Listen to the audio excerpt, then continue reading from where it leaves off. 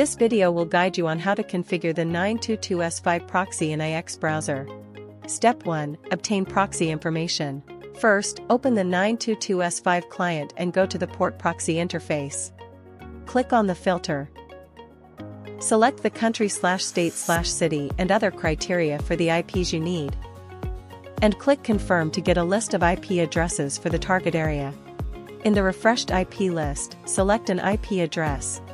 Right-click to forward it to an available port. In the pop-up window, add or select the provided target URL to check the IP's availability. Then click Start Extracting.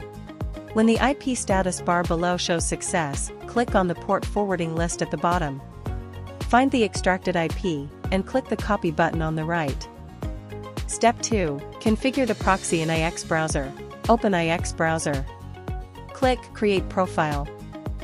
From the drop-down list, select the platform you need to use. Name the new profile. You can add groups as you wish. Next, click the Next button at the bottom to enter the proxy configuration interface. Choose Custom for the proxy method.